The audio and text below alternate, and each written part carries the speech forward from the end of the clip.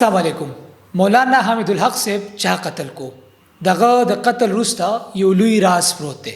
دا قصه دومره اسانه نه ده چې جمعې په ورځ باندې د موز نه بعد خودکش حمله آور دغه حقانیه مدرسې ته ورځي او په حامد الحق صاحب باندې حمله کوي او حامد الحق صاحب د خپلو پنځه شپږ ملګرو سره هغه شهیدان کیږي او په دغه خودکش حمله کې تقریبا 12 کسان هغه زخمیان کیږي. نو قصه دومره اسانه نه ده. د دې وروسته لوی راز او لوی فلسفه پرته ده. اولنۍ خبره دا چې حامد الحق صاحب څوک و. حامد الحق صاحب په 1968 کې په خپل ښار اکوړه هټک کې پیدا شو او دغه والد صاحب سمیع الحق صاحب هغه یو لوی نوم دی. حامد الحق صاحب چې کوم دی جی یو آی سین دغه سربراه مو د سربراه ال منتخب شو کله چې په 2018 کې دغه والد صاحب سمیع الحق صاحب هغه په اسلام آباد کې قتل کړی شو. حامد الحق صاحب د دې حقانیه مدرسې د دې باقاعده تور باندې هغه نائب متمم هم دی او د جمعیت علماء اسلام سین دغه سربراه هم دی.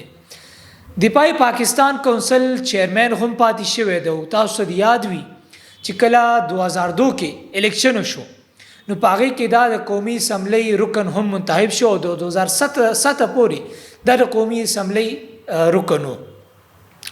امریکای چې کله باقاعده تور باندې افغانستان باندې حمله کول نو دغه دوران کې په پاکستان کې مذهبي ګروپونه اگر ډیر په جذباتو باندې او ډیر په زور او شور سره مهتراله احتجاجونه هم سٹارټ کړو. په دې دوران کې مختلف مذهبي جماعتونو ډیر په ګڼ شمیر باندې هغه 2002 الیکشن کې خپل سیټونه وګټل. په دغه کې حامد الحق صاحب هم چې هغه خپل سیټ هم وګټو د قومي اسمبلی رکن هم منتخب شو.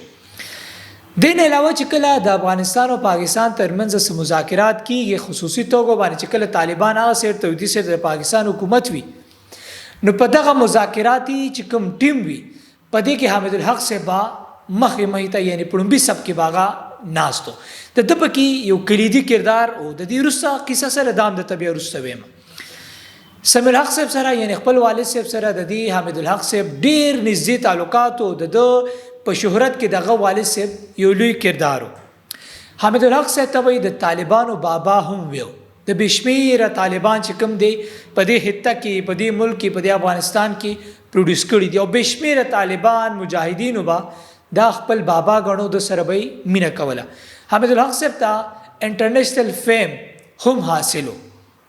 کیسه مختصر دا سیدا چې دا یو د مذهبي ټولنه کې باقاعده تور باندې یو برند خود جمعې پر ورځ باندې چې کوم خودکش حمله وشو بلکې ټارګټ هم حامد الحق صاحب او دغه ټارګټر چې کوم دی یعنی خودکش حمله اور هغه باقاعده تور باندې خپل ټارګټ کې کامیاب شو. حامد الحق صاحب د خپل شپږ ملګرو سره په دغه حمله کې شهیدان شو. الله تعالی دې جنت نصیب کړي.